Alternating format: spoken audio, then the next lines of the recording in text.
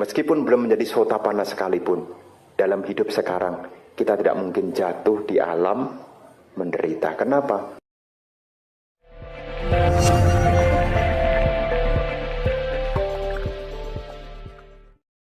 Para ibu, bapak, saudara-saudari sekalian yang berbahagia, selamat pagi, terpujilah Sang Buddha, Namo Buddhaya. Merupakan keberkahan bagi kita. Hari ini kita punya kesempatan yang baik, yang mana kita dapat menggunakan sebagian waktu yang kita miliki untuk memperkokoh keyakinan kepada Buddha, Dhamma, dan Sangha, memperbarui sila, mengingat kembali ajaran-ajaran luhur Sang Buddha, serta di hari ini punya kesempatan kembali untuk belajar Dhamma, ajaran Sang Buddha. Para bapak dan ibu, saudara-saudari sekalian, penting bagi kita, khususnya umat Buddha, untuk mendengarkan Dhamma. Dengan kita mendengarkan Dhamma, maka kita akan memperoleh, yakni mendengar apa yang belum pernah didengar, memperjelas apa yang sudah didengar, menghilangkan keraguan-raguan, meluruskan pandangan yang keliru, dan juga dengan kita mendengarkan Dhamma, membuat kondisi batin kita menjadi bahagia. Pada kesempatan pagi hari ini tentu Bante telah mempersiapkan satu topik Dhamma yang telah termuat di dalam artikel sehubungan dengan tema yakni meninggalkan pengotor batin. Mungkin tema ini bagi ibu bapak sekalian mungkin tampaknya adalah sulit, mungkin tampaknya berat, mungkin juga berpikir sepertinya tema ini cocok hanya untuk para biku. Tetapi perlu diingat ibu bapak, meskipun perumah tangga itu berusaha untuk memenuhi kehidupannya di dalam perolehan, tetapi sangat baik sekali jika perumah tangga itu juga punya pemahaman Dhamma yang tidak hanya mengarah kepada pencapaian kekayaan materi, tetapi juga mengarah kepada pencapaian kekayaan spiritual. Jadi jangan sampai kita hanya bertambah di dalam kekayaan materi, tetapi tidak bertambah di dalam kekayaan batiniah. Kenapa? Karena seringkali di zaman modern ini ukuran keberhasilan itu adalah ukurannya materi. Berapa banyak kekayaan yang kita miliki, berapa tinggi kedudukan yang kita duduki, dan mungkin berapa aset yang telah dikumpulkan. Sangat sedikit yang berpikir untuk memiliki kekayaan berupa kekayaan spiritual, sedikit sekali. Padahal perlu disadari bahwasanya kekayaan spiritual ini atau kekayaan Dhamma ini tidak hanya berguna dalam kehidupan sekarang, tetapi juga berguna untuk kehidupan yang akan datang. Maka di kesempatan pagi hari ini, tema tentang meninggalkan pengotor batin, saya pikir tema ini harus saya sampaikan. Kenapa? Takutnya kalau jarang disampaikan, takutnya lupa.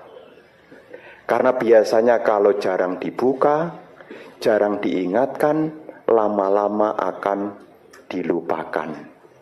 Seperti ibu bapak kalau di rumah, mungkin habis belanja online, barangnya sampai di rumah, ditumpuk, 2 tahun kemudian baru ingat, loh, kok ada barang ya?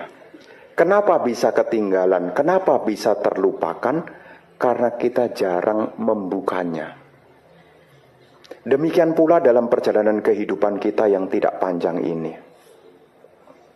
Kehidupan yang tidak panjang ini, kalau kita tidak menambah pengetahuan, kita hanya punya pikiran bahwasanya hidup yang kita jalani ini adalah untuk memperoleh kekayaan materi semata.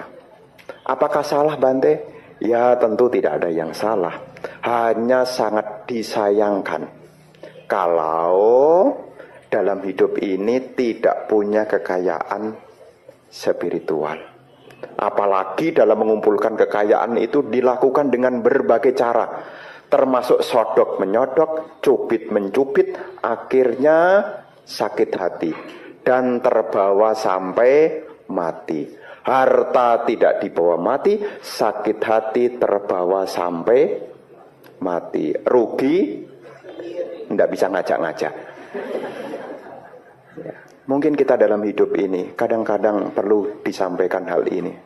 Kenapa kita perlu membahas tentang ini? Perlu ibu bapak saudara-saudari ketahui, perjalanan spiritual Dhamma itu dimulai dari melihat dan menyadari adanya penderitaan. Jadi kita sebagai umat Buddha mengarahkan kita, menuntun diri kita pada Dhamma.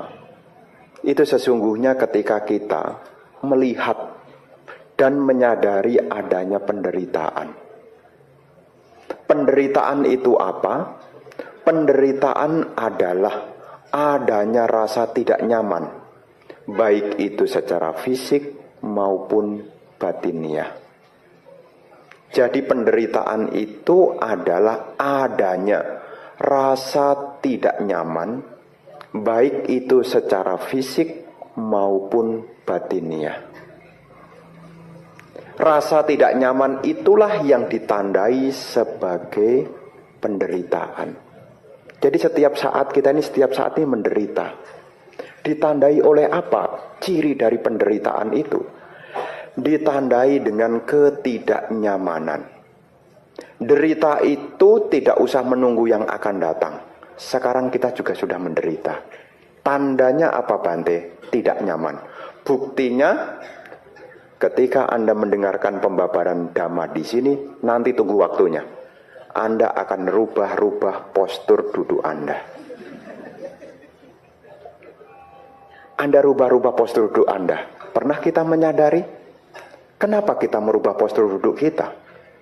Mungkin awalnya bersila begini. Ya, awalnya bersilanya begini. Lama-lama silanya begini. Tahu-tahu lama-lama silanya begini. Ya. Kenapa bisa ada demikian? Itu menunjukkan bahwasanya penderitaan itu tidak jauh dari kita. Dan penderitaan ini ditandai dengan ketidaknyamanan. Biasanya kalau orang menderita umumnya tidak melihat dan tidak menyadari, umumnya menutupi. Umumnya. Ketika tidak lagi mampu menutupi, disitulah akan muncul kegoncangan di dalam batin. Kok bisa ya? Maka penting dalam perjalanan spiritual Dhamma ini dimulai dari melihat dan menyadari tentang adanya penderitaan. Ini bukan sebuah pembenaran, tetapi ini adalah sebuah kebenaran. Siapa yang di sini situasinya baik-baik saja, baik itu fisik maupun batiniah, siapa yang baik-baik saja? Tidak ada. Saya yakin tidak ada. Apalagi mendung begini. Waduh, nanti kalau Bantenya ceramah ini kalau hujan bagaimana? Ya kalau hujan ya mesbar, gremes bubar. Ini pun juga menimbulkan kegoncangan hati meskipun gerimis belum muncul. Jadi dalam situasi kehidupan kita ini, kalau kita melihat dan menyadari dengan bijaksana, memang kehidupan kita ini disertai dengan ketidaknyamanan. Di dalam Dhammacakkappavattana Sutta, khotbah pertama Sang Buddha, yang termuat di dalam kebenaran Arya yang pertama, kebenaran Arya tentang penderitaan, di situ Guru Buddha menyampaikan, apa sih itu penderitaan? Dan Sang Buddha menyampaikan di dalam Dhammacakkappavattana Sutta, beliau menyampaikan jati piduka, dimulai dari kelahiran. Kelahiran adalah penderitaan. Jati piduka, jara piduka, usia tua adalah penderitaan. Maranam piduka, kematian adalah penderitaan. Soka paridewa duka domana supaya sapi duka. Kesedihan, ratap tangis, kekecewaan, keputusasaan, ini adalah penderitaan.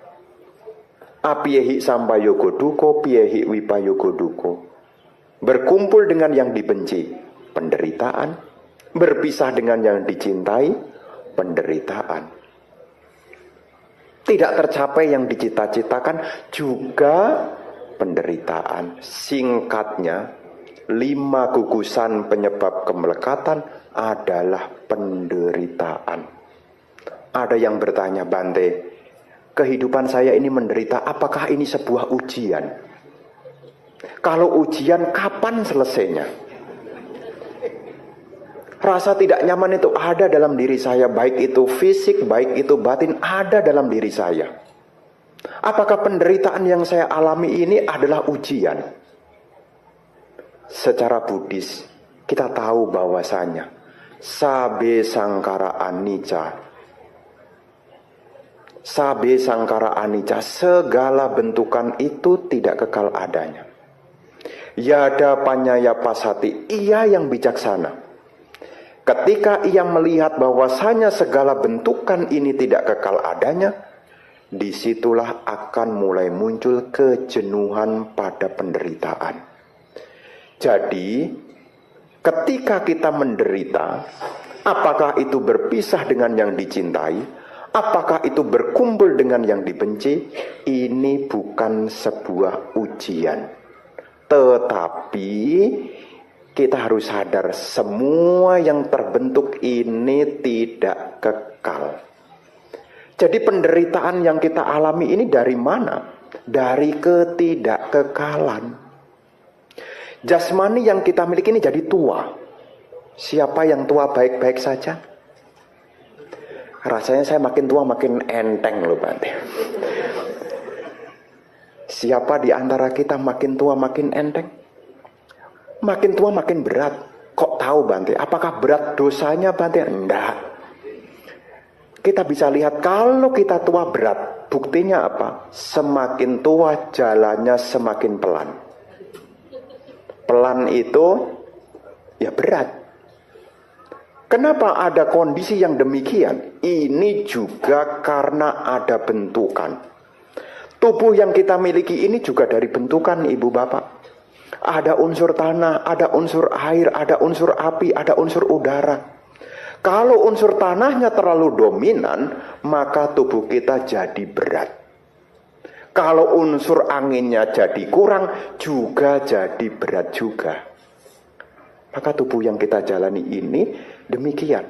Nanti kalau dominan unsur apinya, panas, warna yang semula rambut hitam, bisa berubah jadi putih. Kok bisa putih ya Bante? Siapa yang ngecat semalam? Enggak. Perubahan ini terjadi karena tubuh kita terbentuk dari berbagai faktor pembentuk. Supaya apa? Ibu bapak tidak sedih ketika tubuhnya mengalami perubahan. Supaya tidak sedih. Kenapa ada kesedihan? Karena kita punya anggapan bahwasanya tubuh ini milikku. Dan kalau kita punya persepsi tubuh ini milikku, maka kita punya anggapan apa yang aku miliki jangan berubah. Kalau yang bukan milikku, silahkan berubah. Tapi kalau apa yang menjadi milikku, kita punya anggapan jangan berubah. Jadi penderitaan yang kita alami ini, ibu bapak, bukan karena ujian, juga bukan sekedar bayar karma lampau, tetapi ini secara dasar adalah sabe sangkara anicca, karena bentukan dan sifat dari bentukan itu mengalami kemunculan, keberlangsungan dan kepadaman. Bentukan apapun. Ngomong-ngomong tanggal 29 kan Xinjia. Rumahnya sudah dicat belum? Udah bersih-bersih rumahnya belum? Bante, saya rasanya itu belum lama loh Bante. Lampion itu Bante, itu kan baru setahun kemarin saya simpen di rumah, itu kok jadi warnanya pudar ya Bante. Itu juga menunjukkan kepada kita semua bentukan tidak kekal. Bukan hanya di dalam, tetapi juga di luar.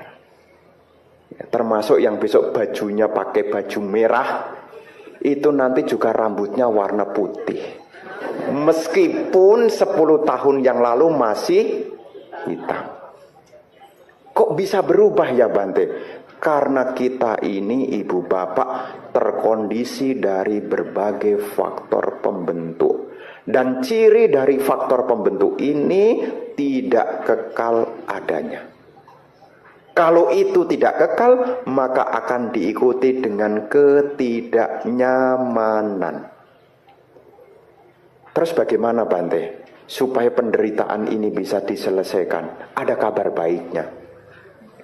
Sang Buddha menunjukkan jalan menuju Nibbana. Apa itu Nibbana? Nibbana itu adalah kebahagiaan tertinggi. Jika seseorang mampu melenyapkan pengotor batin, maka seseorang itu akan mencapai Nibbana. Dan kalau sudah mencapai Nibbana, seseorang itu tidak akan mengalami kelahiran kembali. Dan kalau tidak ada kelahiran kembali, maka tidak ada bentukan. Kalau tidak ada bentukan, maka tidak ada perubahan. Kalau tidak ada perubahan, otomatis tidak ada penderitaan. Apa yang menderita? Wong tidak ada bentukan. Makanya seseorang yang mencapai Nibbana, dia telah memadamkan seluruh pengotor batin. Makanya tema hari ini meninggalkan pengotor batin. Dalam rangka apa? Supaya kita selangkah demi selangkah bisa mengarahkan diri kita untuk mencapai Nibbana. Memang kelahiran berulang-ulang ini memang kita tidak menyadarinya. Sudah berapa kali ratapan tangis yang kita keluarkan. Sudah berapa banyak kehilangan yang pernah kita alami, tetapi tidak pernah kelihatan. Kenapa? Karena sekarang kita masih diliputi oleh awija dan tanha. Masih gelap. Kita punya anggapan ini baru kehidupan pertama loh. Makanya ketika sedih, ada barang yang hilang, ada keluarga yang meninggal, kita sedih. Padahal ini ceritanya cerita baru atau cerita lama? Aslinya cerita baru atau cerita lama? Cerita lama. Anda kaki sakit, sakit gigi, sakit kepala, dompetnya bokek, tanggal tua, menderita. Apakah ini baru atau sudah dulu pernah mengalami? Sudah pernah. Hanya karena awija kita tidak melihat. Karena masih adanya tanha, kita berpikir untuk membuat. Sampai-sampai kita tidak menyadari. Dan kabar baiknya, jalan menuju Nibbana telah ditunjukkan. Sebelum kita mencapai Nibbana, kita harus tahu ibu bapak, aslinya nih, di dalam Anguttara Nikaya, kelompok 1, poin 49 disebutkan, Pabasarang bikawe citang, para biku, pikiran manusia itu adalah bersinar. Artinya ibu bapak, asal mula kita tinggal di dunia ini, asalnya itu pikirannya itu bersinar. Bersinar itu terang. Tetapi sinar ini menjadi redup ketika tanpa sadar kita menutup dengan kilesa-kilesa. Saya kalau bercerita ini harus di-compare dengan suta yang lain. Mungkin pernah mendengar ibu bapak suta tentang asal-usul yang berjudul Aganya Suta. Suta tentang asal-usul. Ketika bumi ini hancur, kemudian bumi ini terbentuk. Pertanyaannya adalah, makhluk apa yang muncul pertama kali di bumi ini? Makhluk itu disebut sebagai makhluk Abasara. Makhluk Abasara ini adalah makhluk dengan berbadan cahaya. Makanya sekarang aja ada foto aura. Kenapa mesti difoto? Karena tidak bisa lihat. Dulu awalnya memang manusia ini ketika tinggal di bumi ini, Anda perlu berbangga. Dulu ketika Anda muncul di dunia ini, awalnya kita adalah makhluk Abasara, makhluk yang bercahaya. Makhluk Abasara ini hidup dari idi-widi, manomaya idi, penciptaan melalui pikiran. Tetapi dalam kisah disebutkan, ketika bumi ini terbentuk, belum ada matahari, belum ada rembulan. Bumi ini masih dilingkupi oleh air. Dan di air itu muncul dadih yang seperti busa. Makhluk yang bercahaya itu lihat busa itu buih warna putih, disentuh, dirasakan, kok manis ya. Itu asal mulanya. Kok manis ya, kok enak ya. Lama-lama cahayanya menjadi meredup. Kenapa? Unsur tanah masuk ke dalam dirinya. Cahayanya meredup. Dalam proses panjang, akhirnya jadi sekarang. Asal mula kita awalnya makhluk Abasara itu tidak kelihatan gendernya. Mana laki-laki, mana perempuan, tidak kelihatan, makhluk bercahaya. Abasara ini secara pembagian alam kehidupan sebetulnya Brahma. Makhluk Brahma itu adalah makhluk bercahaya. Ya, makhluk dengan berbadan cahaya. Brahma, nanti kalau ibu bapak searching, ya kan zaman sekarang kan bisa di searching di Google, Brahma Abasara. Nanti Anda tahu, itu bagian dari alam rupa bumi. Di atas alam kamak bumi. Awal mulanya kita ini bercahaya ibu bapak. Tetapi karena kilesa, cahaya menjadi redup.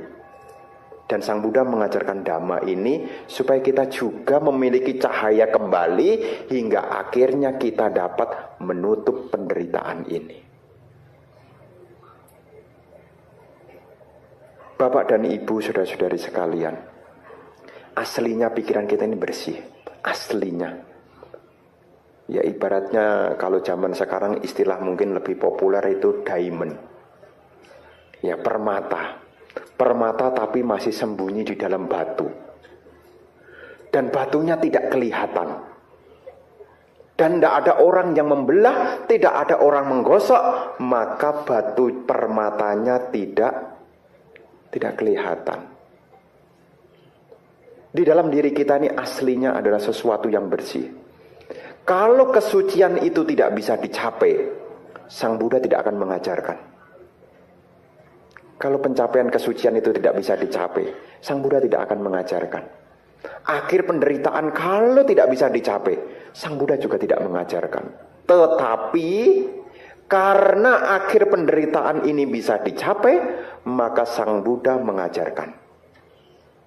Nah, sebelum kita meninggalkan pengotor batin, kita harus tahu Pengotor batin itu apa? Namanya pengotor adalah hal-hal yang membuat kotor. Namanya pengotor. Hal-hal yang membuat kotor. Namanya pengotor. Jadi pengotor batin itu adalah hal-hal yang membuat batin kita menjadi kotor. Apa yang membuat batin kita menjadi kotor? Di dalam Dhamma disebutkan secara garis besar ada 3. Ini yang membuat batin kita jadi kotor, tidak bercahaya. Apa yang membuat kita jadi kotor, tidak bercahaya? Yakni 3 hal. Yakni loba, dosa, moha. Makanya kalau ibu bapak punya temen gitu ya, Anda pernah ngomongan, sana sama dia. Enggak ogah jijik saya sama dia. Pernah ngomong begitu? Atau barusan sekarang? Pernah dengar kan? Sana ikut sama dia, ogah Bante, jijik saya lihat dia. Pernah dengar? Alah, pura-pura belum. Ya, pura-pura belum. Padahal kadang-kadang kan ngomong, jijik Bante saya sama dia. Jijik, mungkin dalam bahasa populer namanya najis. Najis Bante, dekat-dekat sama dia najis. Apa yang membuat dia kotor? Bukan karena tubuhnya, tetapi karena tindakannya. Kenapa tindakan itu kotor? Bisa jadi tindakannya karena dipelopori oleh keserakahan, bisa dipelopori oleh kebencian, juga bisa dipelopori oleh kegelapan batin. Sana, itu kan best friendmu dulu. Kalau dulu best friend, kalau sekarang bestie. Enggak Bante, sekarang udah tidak bestie lagi. Saya sudah ogah sama dia. Kenapa? Jijik saya. Lah bukannya dia cantik? Enggak.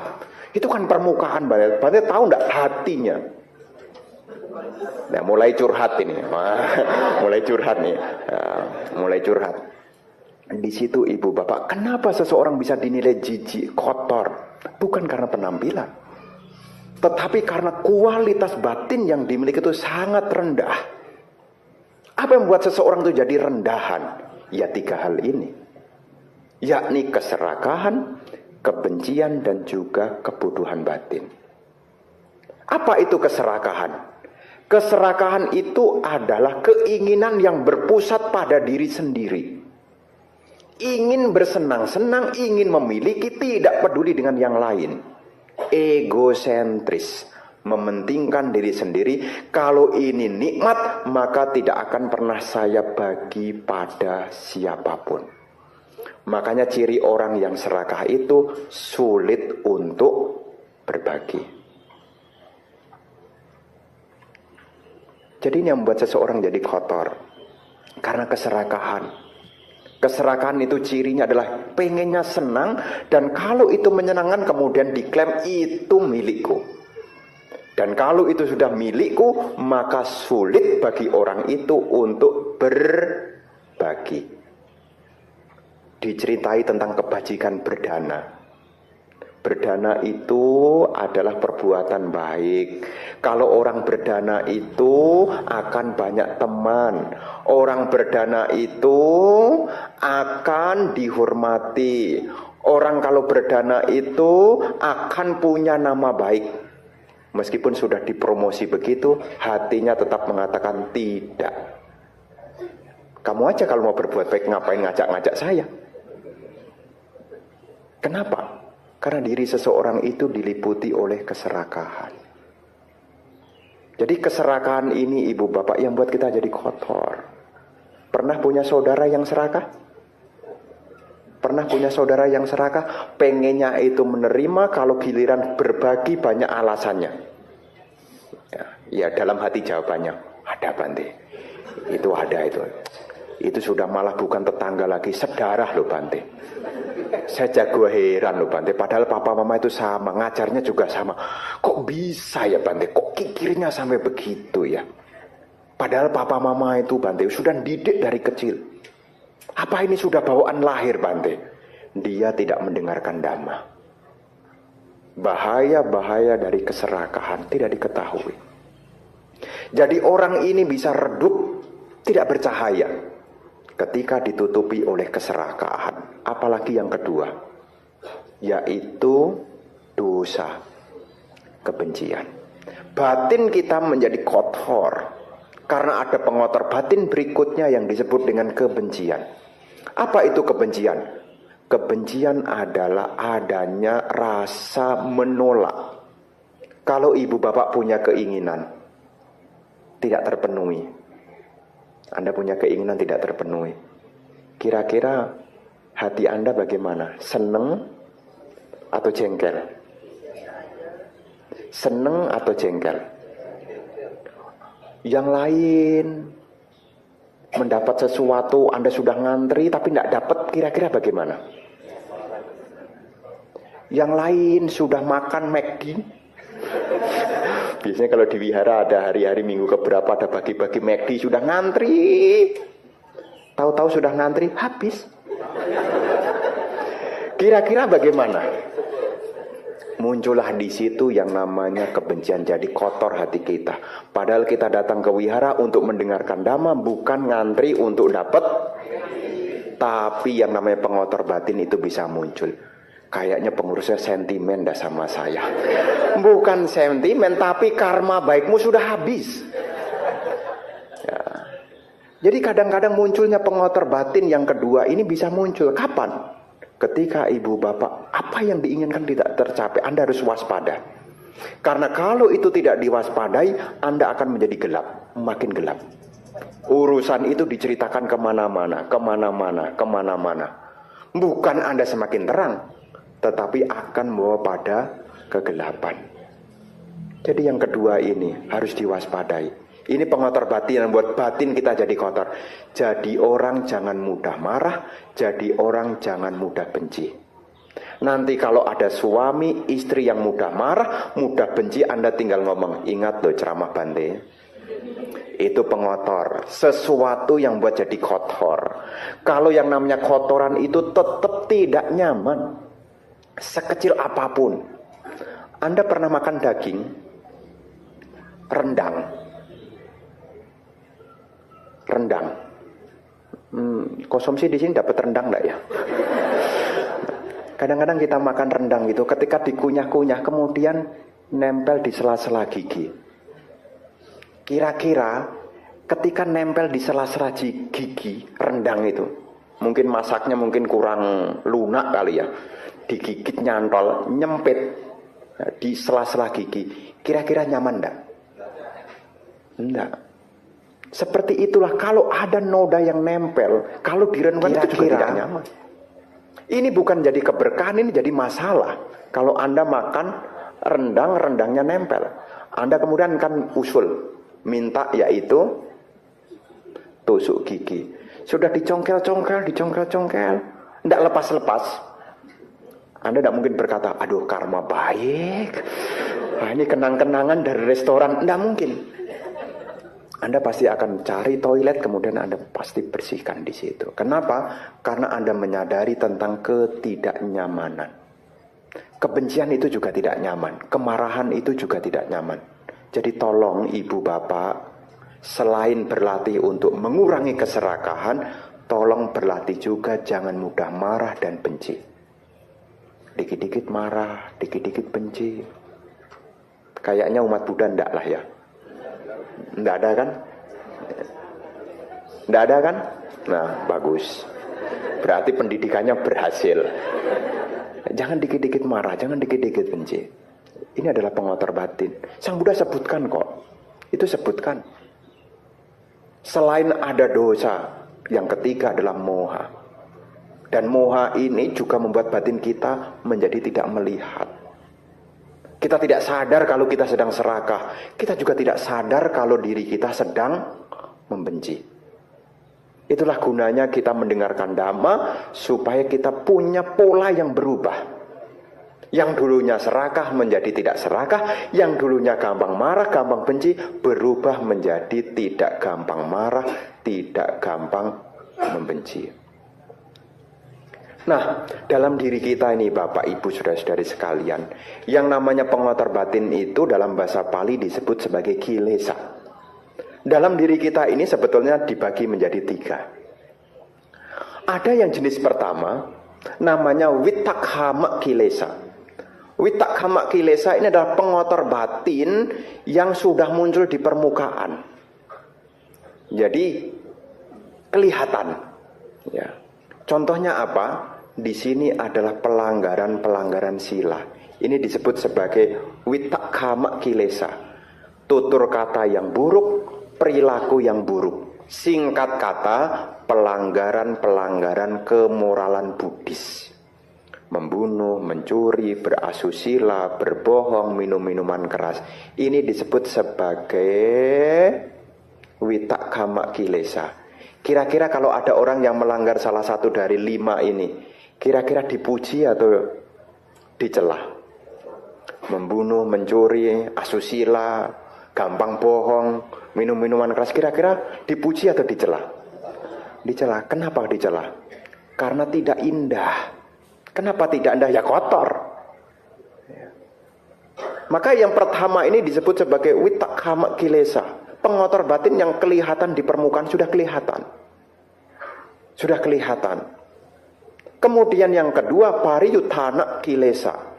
Pengotor batin yang muncul setelah pintu indria ini kontak dengan objek. Yang dalam bahasa Dhamma disebut perintang batin.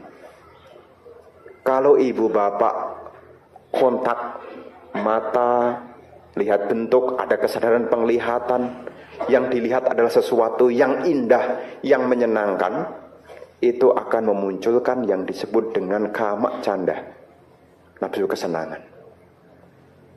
Ya. Munculnya kapan? Ya setelah kontak. Setelah kontak. Ini masih di dalam batin, tidak kelihatan. Anda punya keinginan itu tidak kelihatan. Ya, tidak kelihatan. Demikian pula kalau kontaknya dengan hal yang tidak menyenangkan akan muncul biapada. Bencinya tidak kelihatan. Kalau biapada ini bencinya belum kelihatan. Belum keluar dalam ucapan. Kalau sudah keluar dalam ucapan, ini disebut sebagai witak kama kilesa. Tapi kalau masih dalam batin, seperti Anda dendam, dendam itu kelihatan tidak? Tidak. Muncul. Yang tahu siapa? Diri sendiri. Diri sendiri kira-kira nyaman enggak?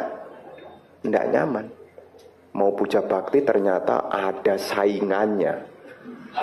Kompetitornya yang saingan ternyata sama-sama umat Buddha.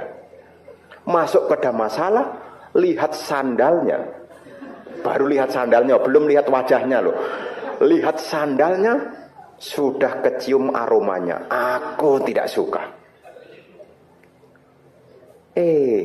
Masuk dalam masalah. Dan apesnya kursi yang kosong tinggal sebelahnya. Aduh. Oh ya, sudah masuk, mau keluar ndak enak, giliran masuk terpaksa tuh. Saat itu dia merasa terhimpit benar-benar. Meskipun dalam suasana hati dia berusaha merenungkan kama yoni, kama bandu, kama mani.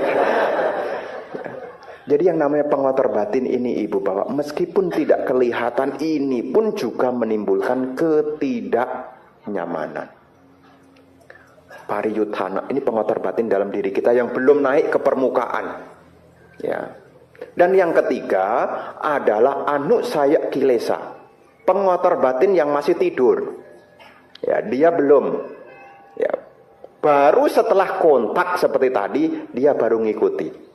Ya, makanya disebut sebagai anusaya. Anusaya itu tertidur, masih tertidur. Belum ada aktivitas. Ya, tetapi dia punya kecenderungan untuk mengikuti. Kapan hari saya cerita? Ya, ini kan sinciaan sebentar lagi. Kan biasalah, cari sepatu, cari baju. Ya, asal mulanya sih tidak cari, hanya mau cuci mata daripada hari Sabtu bengong. Udahlah, jalan-jalanlah ke mall. Jalan-jalan lewatin etalase toko. Kemudian mata kontak dengan warna. Terus pikiran akan berkembang. Bagus juga ya. Wah, ini mumpung juga tanggal 29 masih 5 hari lagi. Wah, kayaknya boleh mampir tuh. Semula dia dari rumah tidak berpikir untuk belanja. Dia awalnya itu hanya jalan-jalan daripada di rumah bete. Dia jalan-jalan. Ketika mata kontak dengan objek itu, di situ kama raga nusaya muncul. bagus juga ya. Mulailah kaki mulai mendekat. Wah, sesuai ukuran, meliputi ukuran badan dan juga ukuran dompet. Ya, kalau sesuai ukuran badan, kalau ukuran dompet tidak sampai kan di-skip. Tapi kalau lihat sesuai ukuran badan dan sesuai dengan ukuran dompet, boleh juga nih. Mulai. Itu juga munculnya dari mana? Kama raganusaya muncul setelah ada kontak. Giliran sudah di dekat-dekat, dipesen-pesen, dia bilang, ini sudah diorder sama orang. Orangnya sudah kasih DP. Muncul anu saya kedua, patiga nu saya. Tapi ini kan cocok untuk saya. Nggak bisa bu, sudah dipesan orang. Udahlah kamu bilang aja, kalau ini sudah diorder orang. Nggak bisa bu. Nah, mulai itu patiga nu saya. Ya, muncul anu saya. Muncul berikutnya, udahlah pokoknya. Nah, mulai itu apapun akan dipikirkan. Dita nu saya. Jadi pandangan keliru sudah mulai ngikutin. Dan saat itu juga muncul yakni yang terakhir, awijanu saya. Ya, ketidaktahuan muncul dalam dirinya. Nah, ibu bapak saudara-saudara sekalian, yang namanya anu saya ini dia tertidur. Kontak itu kalau muncul dia baru bangun. Kalau belum ada kontak dia tidak akan bangun. Makanya ibu bapak kan datang ke sini begini kan awalnya baik-baik saja kan. Tidak ada niat untuk membenci, tidak niat cari musuh. Bayangkan kalau keluar dari sini, kemudian mau keluar, mobilnya itu terhalang sama mobilnya orang. Kira-kira apa yang muncul? Anda parkir di luar, mau buru-buru. Kemudian mobil Anda terhalang sama mobilnya orang. Niat datang ke wihara buat karma baik. Tapi giliran pulang buru-buru, mobil Anda terhalang sama mobilnya orang lain. Muncul apa? Patiganu saya. Tidak mungkin Anda kemudian akhirnya di akhir puja bakti saya dilatih untuk sabar. Tidak sabar. Ya. Yang ada Pak, ini mobil siapa nih? Ini mobil siapa nih? Ya, sudah parkir di rem tangan. Ini orang siapa nih? Muncul-muncul ternyata mobil kendaraan yang antar Bante. Oh, mobil Bante ya. Oh, saya pikir siapa Bante. Langsung tuh patiga nu saya tidur lagi loh. Ya, coba kalau seandainya bukan kendaraannya Bante. Bu yo tahu orang itu. Ini kan tempat ini kan umum, Bu yo tahu, sadar malah diceramai itu orang itu tuh. Tapi giliran tahu yang nganter ini adalah mobil kendaraan, yang nganter mobilnya ini adalah kendaraan yang nganter Bante. Oh, Bante ya. Oh, namo budaya Bante. Nah, ini bisa muncul. Begitulah yang namanya anu saya. Ya, awalnya tidak muncul, bisa muncul. Makanya di dalam praktek dhamma ini kita harus mengenali pengotor batin ini bisa muncul. Baik itu level yang di permukaan, level menengah, sampai yang tertidur yang disebut dengan anusaya kilesa. Dan Sang Buddha menunjukkan jalan untuk meninggalkan pengotor batin ini yang disebut dengan jalan mulia berdiri 8. Jadi untuk meninggalkan pengotor batin ini tidak cukup hanya niat. Anda harus tahu caranya. Tidak bisa hanya semoga kotoran batin ini lenyap. Tidak bisa. Anda harus tahu caranya. Dan untuk memperoleh cara itu, Anda harus banyak belajar. Dalam dhamma istilahnya adalah pariyati dhamma. Tanpa pariyati sulit bagi kita. Dan setelah kita amati benar-benar, butuh penyelidikan. Apa itu pengotor batin? Anda harus tahu, apa itu pengotor batin? Jangan sampai Anda tidak tahu pengotor batin. Anda harus tahu apa itu pengotor batin. Yang membuat batin kita kotor itu apa? Anda harus tahu. Jangan sampai salah ngambil. Jangan sampai salah ngambil. Setelah Anda tahu adanya pengotor batin, sebisa mungkin Anda juga berlatih. Kemunculannya karena apa? Karena pengotor batin itu tidak muncul tiba-tiba. Ini juga ada kemunculannya. Kalau ada kemunculannya pasti ada kepadamannya. Kenapa? Karena semua yang muncul pasti akan padam. Tidak mungkin muncul terus. Tidak mungkin. Dia pasti mengikuti sifat alaminya. Ada kemunculannya, ada kepadamannya. Dan Sang Buddha memberikan jalan yang disebut dengan jalan mulia berunsur 8. Jalannya satu, isinya ada 8. Makanya jalan mulia berunsur 8. Pandangan benar, pikiran benar, ucapan benar, perbuatan benar, penghidupan benar, usaha benar, perhatian benar, dan konsentrasi benar. Jika disingkat menjadi sila, samadhi, dan panya. Sila dipakai untuk apa? Sila itu dipakai untuk meninggalkan pengotor batin yang sifatnya permukaan, berupa pelanggaran tadi, witakkama kilesa. Witakkama kilesa ini ditinggalkan dengan cara praktek sila. Jadi pengotor batin yang kelihatan melalui ucapan, melalui tindakan yang buruk-buruk itu bisa ditinggalkan melalui praktek sila. Makanya sebagai umat Buddha diingatkan setiap puja bakti mengambil sila. Untuk apa? Untuk membuang kilesa jenis pertama yang disebut dengan witakkama kilesa. Jadi witakkama kilesa ini ditinggalkan dengan praktek sila. Sedangkan pariyuttana kilesa ditinggalkan melalui samadhi, meditasi. Makanya kita tidak cukup hanya berdana dan praktek sila, mesti juga samadhi, meditasi, menenangkan pikiran. Kalau kita pikirannya tenang, maka kilesa-kilesa yang sifatnya menengah, yang disebut dengan pariyuttana kilesa, bisa ditinggalkan. Meditasi. Rabu, Kamis, Jumat. Meditasi. Yang punya karma baik pasti bisa datang. Yang karma baiknya belum mendukung, banyak aja rintangannya. Percayalah dengan hukum karma. Udah niat datang, jalanan macet. Sudah niat datang, hujan deras.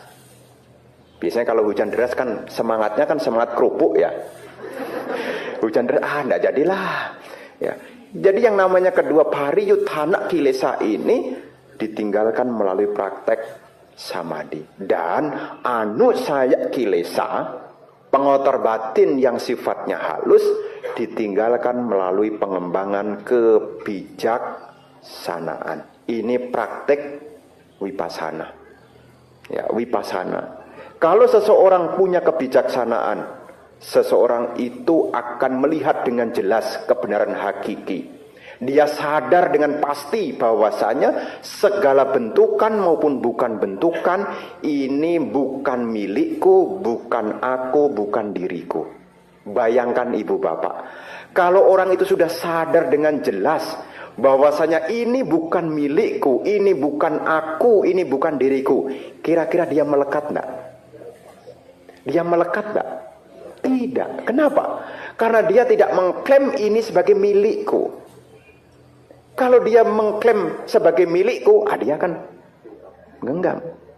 Tapi kalau dia sudah melihat tubuhku saja bukan milikku, perasaanku juga bukan milikku, bentuk-bentuk pikiran ini juga bukan milikku, ingatan juga bukan milikku, kesadaran ini juga bukan milikku, apalagi keluargaku, saudaraku, kekayaanku. Yang ada dalam diri, yang dalam bahasa kesepakatan aja tidak bisa disebut sebagai milikku, apalagi yang di luar. Maka patut jadilah orang yang bijaksana. Supaya apa? Anda tidak lagi terlalu menggenggam erat-erat yang berkondisi. Kalau menggenggam erat-erat yang berkondisi, noda batin akan bertambah. Kalau noda batin bertambah, otomatis kesedihan, kekecewaan juga akan bertambah. Tetapi kalau Anda bisa melepas, maka noda batin Anda juga akan berkurang. Kalau noda batin Anda berkurang, maka kesedihan pun juga berkurang. Kesedihan pun berkurang, ratap tangis juga berkurang. Makanya penting bagi kita, selain kita meditasi, cobalah kita menyadari setiap saat, tubuh yang aku miliki ini bukan milikku. Kan milikku, Bante. Kalau tubuh ini adalah milikku, maka tubuh ini akan memberi kenyamanan pada diriku. Apakah tubuh ini milikku? Kalau dia benar-benar milikku, dia pasti selalu memberi hiburan kepadaku. Dia tidak pernah membuat aku menderita, dia milikku kok. Anda punya suami, punya istri. Kalau itu istri Anda, kira-kira pantas enggak kalau nyakiti Anda? Kalau itu suami Anda, kira-kira pantas enggak kalau nyakiti Anda? Enggak pantas. Kenapa? Itu benar milikku. Oh begitu ya Bante. Iya. Makanya kalau Anda jadi suami yang baik, ya jangan sakiti istrinya. Demikian pula kalau Anda istri yang baik, juga jangan sakiti suaminya. Suaminya disindir, akhirnya suaminya curhat ke Bante. Curhat ke Bante. Terus akhirnya Bante kasih solusi, ada cara yang terbaik, ikut Pak Baja Samanera. Akhirnya tidak diizinkan. Oh Bante, ini suami yang baik Bante, tolong Bante, jangan diterima Bante. Jadi ibu bapak saudara-saudara sekalian, kalau kita punya kebijaksanaan ini akan membantu kita. Pandangan keliru akan kita tinggalkan. Anu saya yang ada akan kita tinggalkan. Makanya setiap saat kalau bisa nih, meskipun sifatnya hanya konsep, kalau bisa ada waktu, ada kesempatan merenungkan, apa yang aku miliki ini bukan milikku. Apa yang saya rasa ini juga bukan milikku. Tandanya apa kalau dia bukan milikku? Dia berubah. Kalau dia tidak berubah, itu artinya itu milik Anda. Tapi karena berubah, maka tidak bisa disebut sebagai ini milikku. Tubuh ini juga tidak bisa disebut sebagai milikku. Kenapa? Tubuh ini berubah. Dengan kita menjalankan jalan mulia bersur 8, kita akan dapat memadamkan seluruh kilesa ini. Andai kata dalam hidup ini kita belum mencapai nibbana, andai kata dengan kita praktek sila, samadhi dan panya, kita tidak mungkin jatuh di alam penderitaan. Tidak mungkin. Meskipun belum menjadi sotapanna sekalipun. Kalau kita menjalankan sila, samadhi dan panya dengan benar-benar, meskipun belum menjadi sotapanna sekalipun, dalam hidup sekarang kita tidak mungkin jatuh di alam menderita. Kenapa? Silanya baik, samadhinya baik, kebijaksanaan juga baik. Ketika tutup usia, meninggalkan pun juga meninggal tanpa banyak kemelekatan. Inilah yang ingin Bante sampaikan di kesempatan hari ini. Ya nanti kalau seandainya mau baca kembali, direnung-renungkan. Apa yang saya uraikan tidak panjang. Semoga ini menjadi renungan agar kita selain memperoleh kekayaan materi dalam hidup ini, sebisa mungkin kita juga mengumpulkan kekayaan berupa spiritual dhamma, sehingga kita dapat mencapai tujuan tertinggi, yaitu akhir dari penderitaan. Semoga keberkahan menyertai ibu bapak sekalian. Semoga dimanapun kita berada, semoga kita bertemu dengan teman-teman yang bijaksana, yang menuntun kita pada tujuan tertinggi, yaitu nibbana. Semoga Anda berbahagia.